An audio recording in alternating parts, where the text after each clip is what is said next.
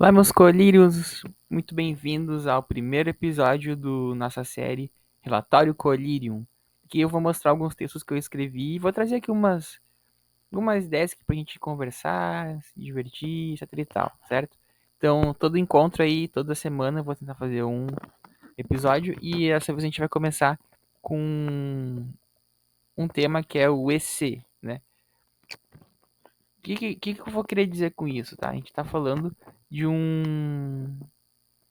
de algum evento. Vamos definir o que é o EC. EC é quando você pega alguma coisa que aconteceu historicamente, que aconteceu mesmo, sim, é fato, aconteceu. Você vai lá e diz, e se fosse diferente? Tá? Isso é um conceito muito importante porque tem vários livros, séries, filmes que se baseiam nisso, né? O EC.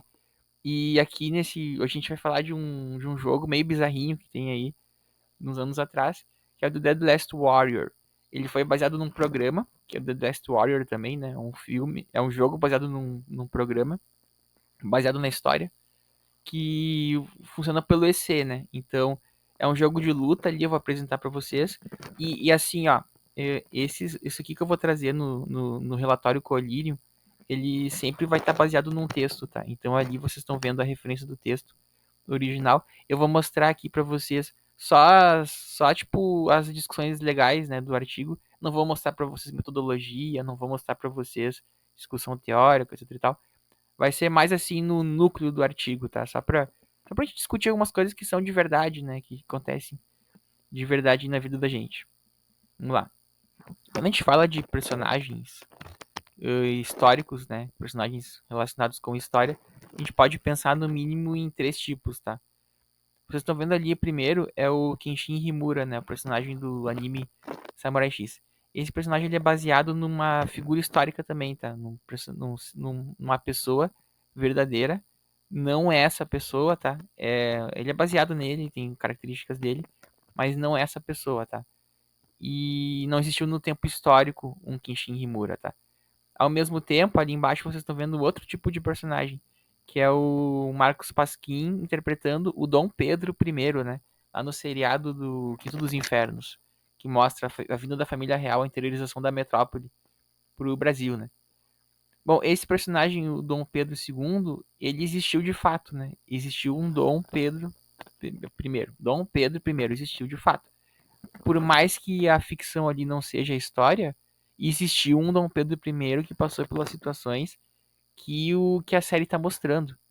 Então é um segundo tipo de personagem histórico que ele é o personagem, só que ele não tá no momento histórico. E o terceiro tipo de personagem que eu tô trazendo aqui é o personagem que é histórico mesmo, né? Só que ele foi retirado da história dele, da historicidade dele, né? Da época histórica dele, e movido para outro lugar. Então, qual que é a ideia, tá? Se a gente fosse utilizar aqui a ideia do EC, eu tiraria o Dom Pedro II ali, sei lá, com uma máquina do tempo, com uma magia. Vocês escolhem, tá? Tiraria dali e colocaria ele no tempo num lugar ou em algum momento. E dali naquele momento ele agiria ali, tá? Eu escolheria uma parte da vida do Dom Pedro. Aqui, por exemplo, quando ele tá adulto já e tá assumindo, vai assumir o trono, quer voltar para Portugal, etc e tal, escolheria. E daí, o que acontece, tá? Esse terceiro tipo de personagem, que é o personagem histórico, não é uma representação dele, é ele realmente, só que extirpado, né? Do momento histórico dele e colocado em outro. Ele faz com que esse personagem não tem. Que a história tipo, que usa esse what if, né? Que em inglês, what if, esse, o pré-requisito dela é a historiografia. A historiografia no sentido de ser escrita da história, tá? O resultado do trabalho do historiador depois de pesquisar. Então, o que acontece? O, o Dom Pedro, que eu estou usando de exemplo, né? Ele é um tipo de personagem que vai ser o Dom Pedro mesmo, né? Vai ser retirado ali e vai ser transplantado. Bom, a história então ela acaba sendo pré-requisito, tá? Para entender o jogo. No caso, o jogo, né? A gente tá falando de um jogo, mas ela é pré-requisito para entender o jogo. Sem ela, não se entende esse jogo. Esse jogo não faz sentido nenhum. Então, precisa ter o aporte externo para fazer sentido. Alguns jogos resolvem isso, tá? Vão lá e colocam uma seção de informações dos personagens. Aí é a biografia deles, né? Porque os jogos geralmente têm, né? Informações das histórias dos personagens, mas aqui daí ela é baseada em pesquisa, não é uma ficção puramente dita, né?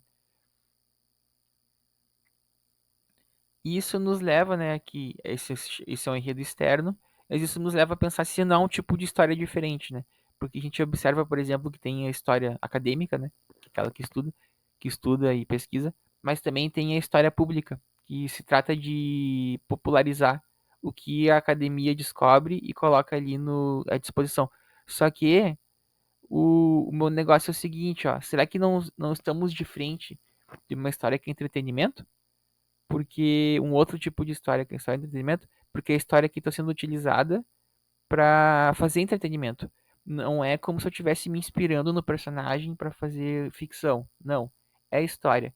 E não só a história, também é a escrita da história que está ali por trás, que também se torna interessante. Se você gosta do jogo, vai achar interessante a história, né? Então, a questão é um tipo de história novo? A gente vai perguntar isso também no final, se é uma meta história entretenedora, tá?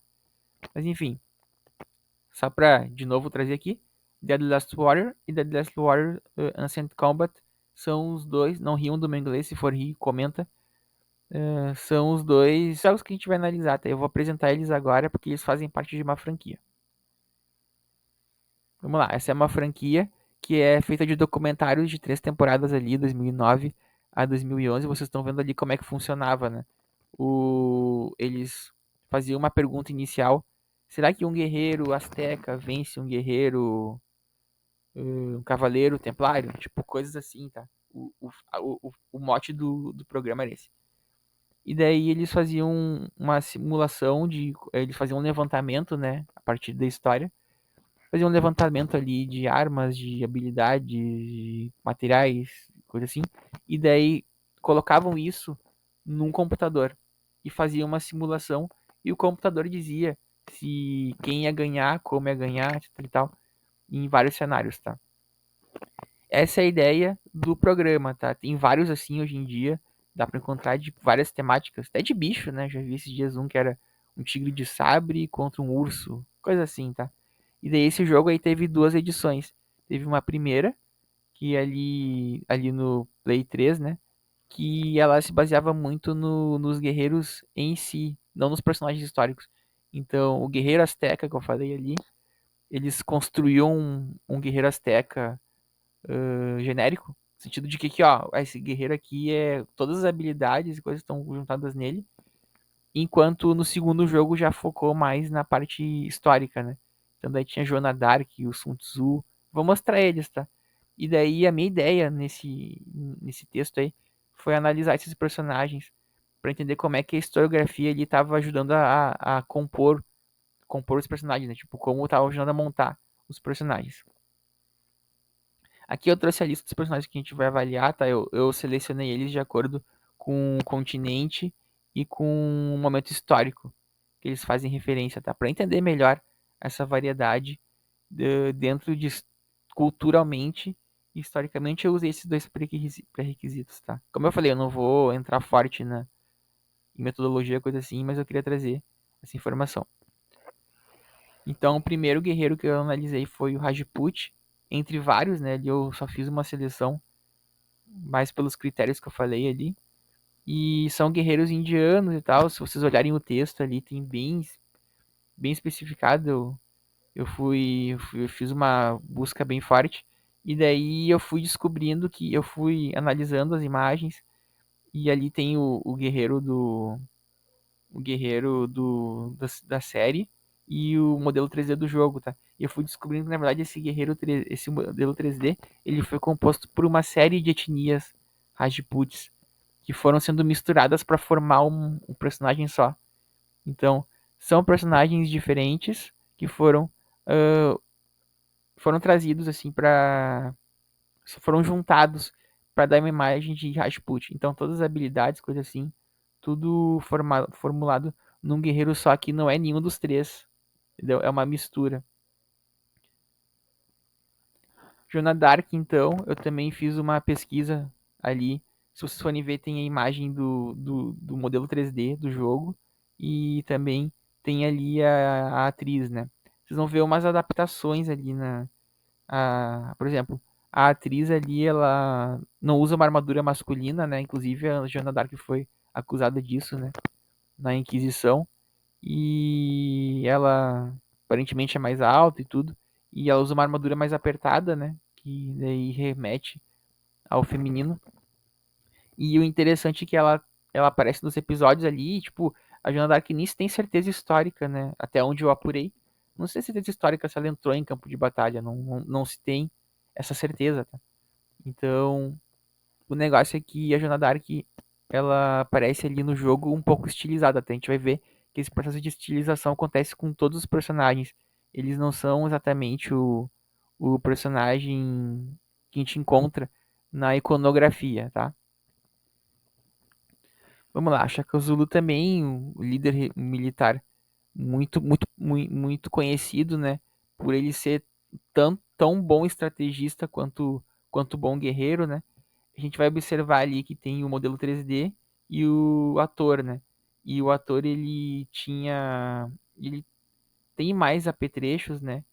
E a gente não pode deixar de pensar que os apetrechos exagerados numa animação em 3D são mais difíceis, né, de serem renderizados.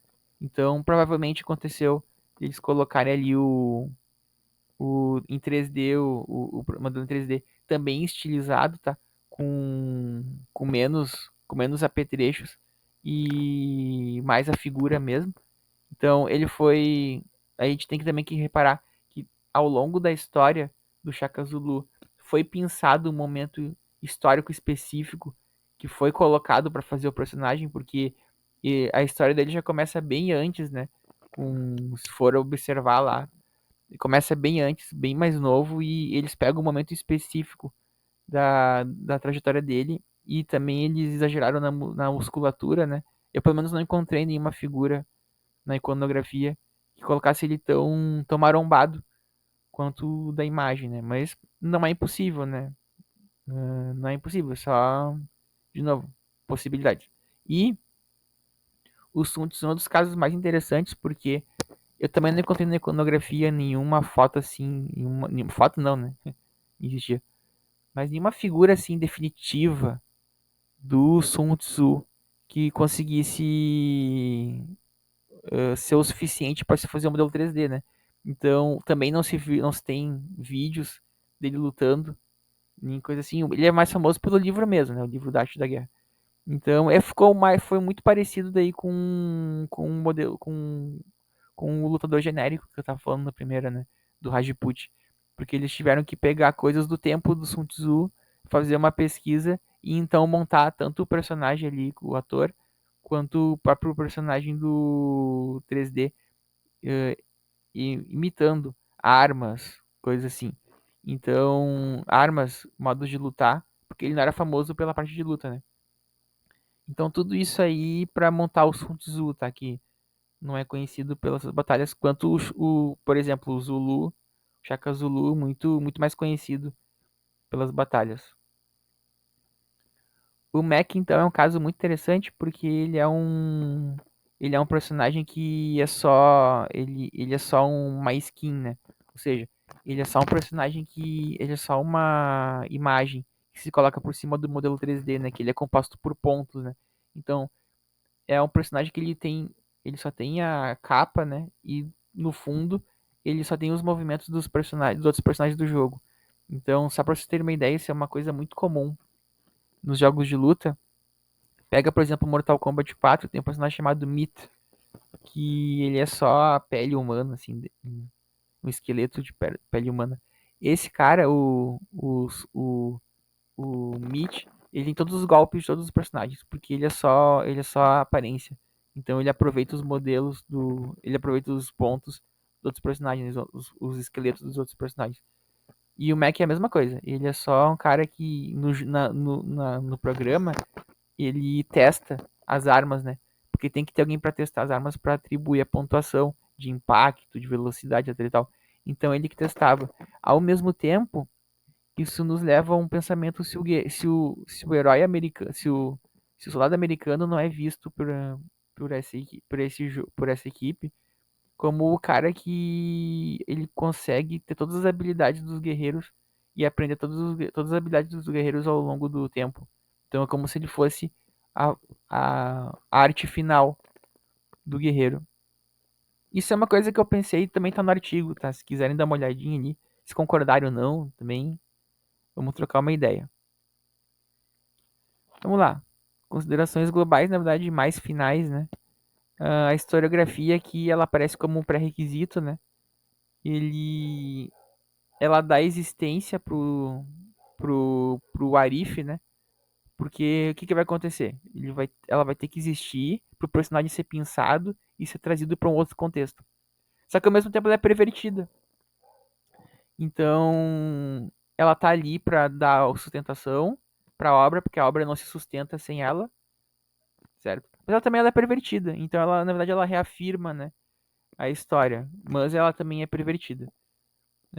A ficção, então, ela fica mais interessante com a história, né? Porque o jogo em si, ele é legal e tudo, é bonito e tal, mas ele fica interessante mesmo quando tu vai pra história, né? E o programa se baseia muito nisso, nessa parte da história, dessa parte militar.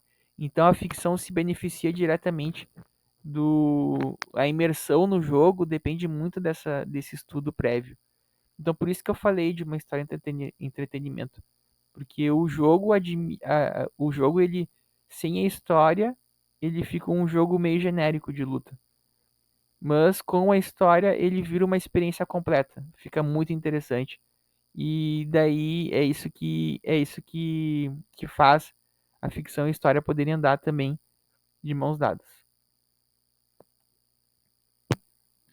Enfim, com esse What If, é possível dar vários experimentalismos para a história, né? A gente consegue fazer várias comparações por causa dele, né? E não só da história como de personagens. O Arif ele permite um experimentalismo, né, dos personagens históricos e ao mesmo tempo nos permite experimentar eles de outras maneiras, né? É interessante poder utilizar um personagem histórico e ter uma experiência com ele controlando os movimentos dele, tudo que ele consegue fazer pelo Arif, né? Então é uma experiência histórica de certa maneira que é possível ser feita quando se tem esse conhecimento prévio, né? É quase uma aplicação da história, tá? Então é isso, isso aí foi a reflexão de hoje. Espero que vocês tenham gostado. Se possível, vocês podem curtir, compartilhar e comentar melhor ainda, se puderem. E a gente se vê no próximo relatório Colírio. Até mais.